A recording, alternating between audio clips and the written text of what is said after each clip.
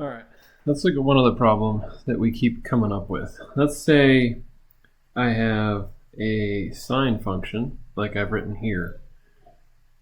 When I go into Phasor notation says I always want to have my signal in the format of a cosine omega t plus phi, always. Okay? So even if I have a sine function, I need to convert it over to a cosine function. Now, I have drawn up here both sine and cosine. So this guy would be sine of omega t, and this guy here is cosine of omega t. Okay? So when you look at these two things, you can see that they're clearly related to each other. The exact same height, the exact same frequency. The only difference I can see is that essentially what's going on is that sine and cosine are basically shifted from each other by a quarter of a period, right? In fact, what I would say is that sine is a quarter of a period behind cosine. And the reason I say behind is because at time t equal to 0, cosine is at its peak, and at a quarter of a period, sine is at its peak. The reason I say it's behind is because if you think about the way time happens, at time t equal to 0, that happens first, and cosine peaks. The quarter of a period later is a later time, and so sine peaks then. So in other words, the peak happens later, right? So it's a shift later in time.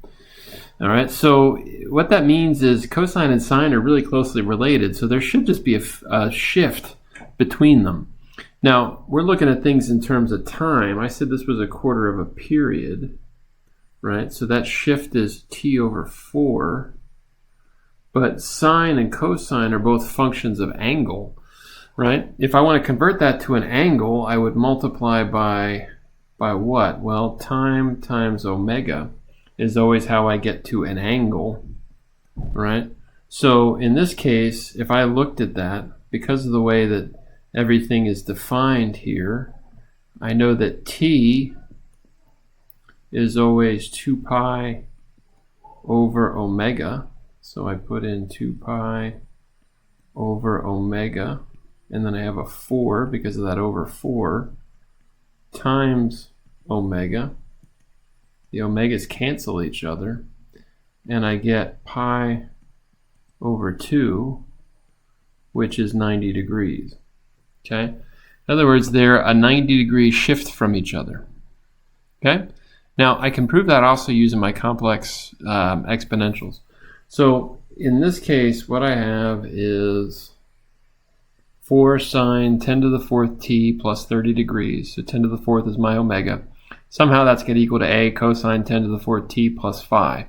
My goal is to figure out a and phi. Okay? All right. Now, the way that I think about this is I sit down and I say to myself, well, I know that if I have 4 sine omega t, I'll leave it as 10 to the 4th. So if I have 4 sine 10 to the 4th t plus 30 degrees, that has to be the imaginary part of 4 e to the j 30 degrees times e to the j 10 to the 4th t. Now at this point you guys should be pretty comfortable with that. If you're not, I just say real quick that I will expand this as 4 cosine of 10 to the 4th t plus 30 degrees plus j 4 sine 10 to the 4th t plus 30 degrees. All right. So I can see pretty clearly that the imaginary part of that is, which is the imaginary part, is always the coefficient on the j term. I see that that imaginary part matches exactly with what we originally had. All right. So over here I'm going to plot this guy, the original. I'm going to take the dynamic phasor there, and I'm going to plot the static phasor piece, right, which is just this first term here. So time t equal to 0, I have that. So over down here, what I would have is a vector like this, where this guy is 30 degrees. Now, because I'm referring to the imaginary part is always right up here on that axis, okay? The imaginary part has the same height, right, as the vector has, okay? The real part has the same length, all right, on the x-axis that the vector has, okay? So what I see is that I can make that purely real. If I take this whole vector here and I rotate it at 90 degrees, particularly negative 90 degrees. So in other words, if I rotated this vector negative 90 degrees, so I have a right angle there, that would put this guy at 60 degrees below the axis, right? The real part of that guy would be this. It's like I took the imaginary part and rotated it 90 degrees, okay? Now, how do I pull off a rotation of a vector? So in this case, I've got 4e to the j, 30 was the original vector, and I wanted to rotate it, so rotate negative 90 degrees, because I want to go backwards, okay? Well, a rotation is just the same as multiplying by e to the j negative 90, right, times 4e to the j 30 degrees. Why do I call that a rotation? Because if I have e to the j angle times e to the j angle, I just sum their angles, right? This guy becomes 4e to the j 30 degrees minus 90 degrees, okay? Which becomes minus 60. So a rotation is equivalent to a multiplication by the angle, e to the j angle I want to rotate by, okay? Now, if you expanded this out, you would find that, so in other words, if I expanded this guy out in terms of cosine minus 90 plus j sine minus 90, I would of course find that that's 0, and this whole thing becomes minus j. So I can write that as essentially also being minus 4e to the j 30 degrees times e to the j. Well, I'm not including the whole phasor here. So minus j times 4e to the j 30 is the same thing as what I've written on this line and this line. Okay? All right, so what I know was that so back over up here, 4 sine 10 to the 4t plus 30 had to be the imaginary part of this expression over here. Well now, because of that rotation argument, I know that it also must be the same as the real part of minus j times 4e to the j 30 degrees times e to the j 10 to the 4t.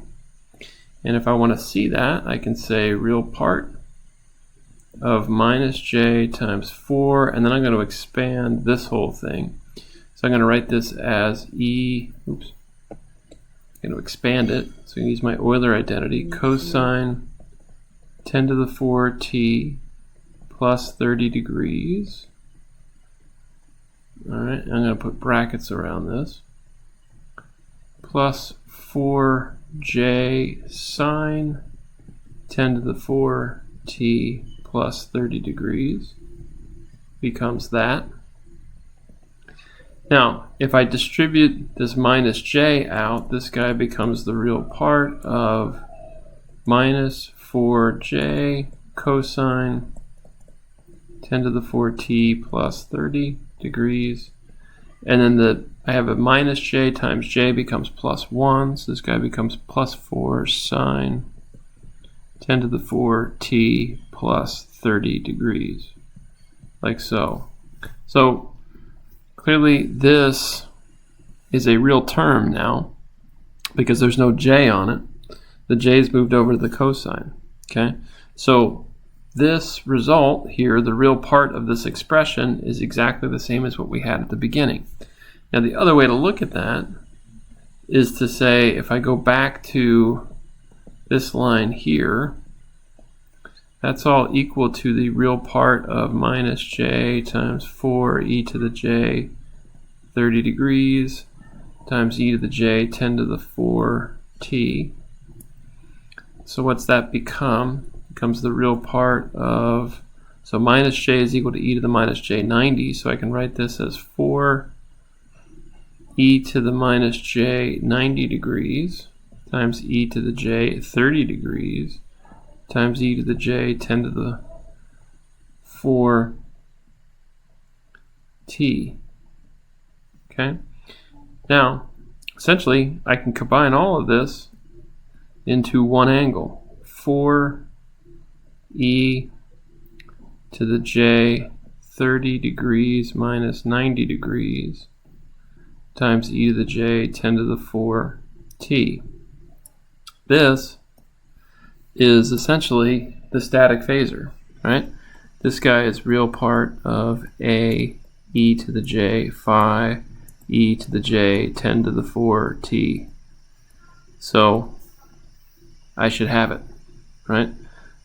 This guy is a cosine 10 to the 4t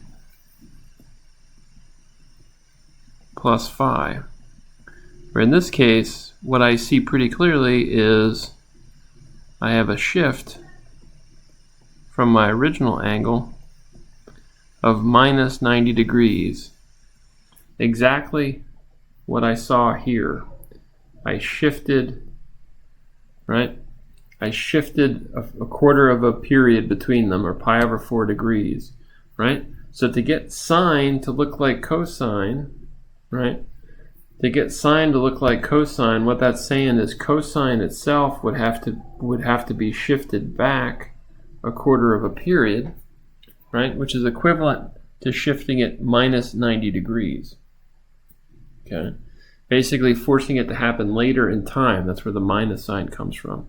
So basically what that tells me is if I can think of a sine function, if I have a sine omega t plus phi, I can always think of that as the imaginary part of a e to the j phi e to the j omega t, or I can think of it as the real part of a e to the j phi times e to the j minus 90 degrees e to the j omega t. So in other words, I can always think of sine as being rotated by 90 degrees from cosine. Write it this way as a e to the j phi e to the j omega t. That's the way I always try to remember it. It's essentially to bring in this minus j term to what I would have otherwise.